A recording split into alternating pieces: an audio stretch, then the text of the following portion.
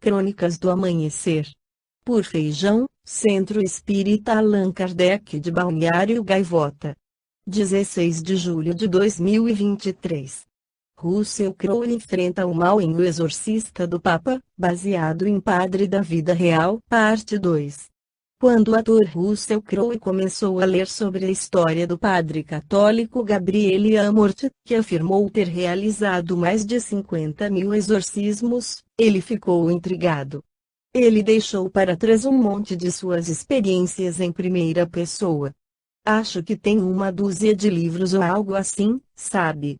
Então, para começar, foi a jornada dele que realmente me fascinou, disse o ator de 58 anos. A representação de Amorth por Crowe no filme da Sony O Exorcista do Papa é baseada nos livros que o falecido padre deixou, narrando 36 anos de exorcismos e outros trabalhos para o Vaticano. Amorth morreu em 2016.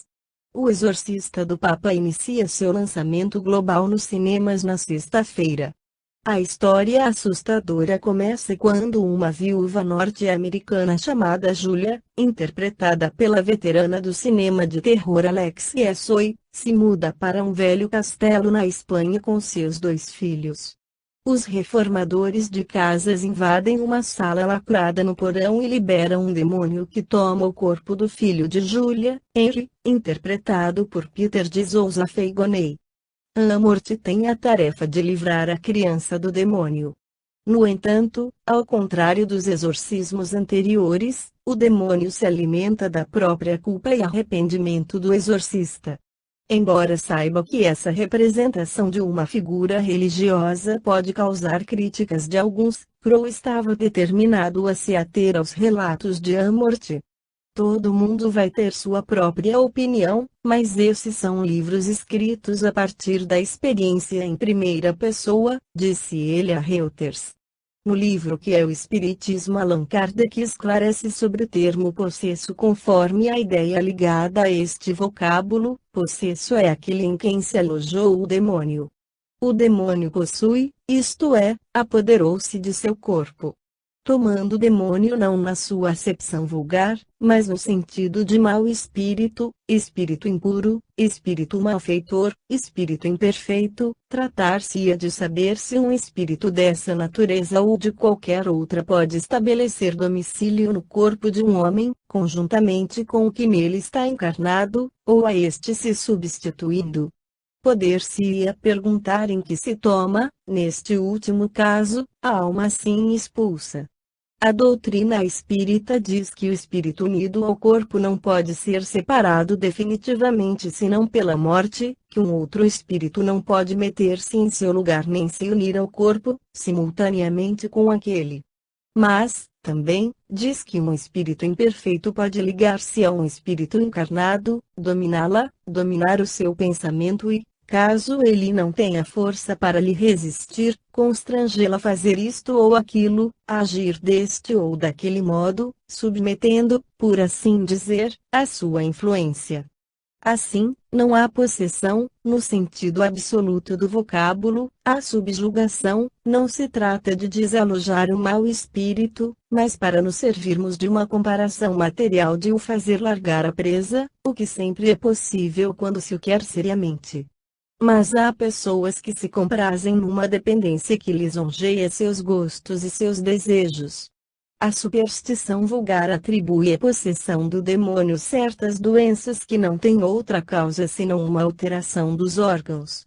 Tal crença era muito espalhada entre os judeus. Para eles curar essas doenças era expulsar os demônios.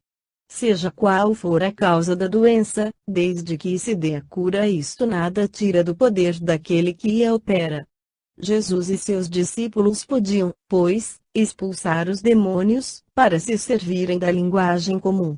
Se tivessem falado de outro modo, não teriam sido compreendidos e talvez nem mesmo acreditados. Uma coisa pode ser verdadeira ou falsa, conforme o sentido ligado às palavras. As maiores verdades podem parecer absurdas quando não se considera senão a forma. É bom esclarecermos o termo demônio segundo a concepção espírita, do latim daemon, do grego daimon, gênio, sorte, destino, manes.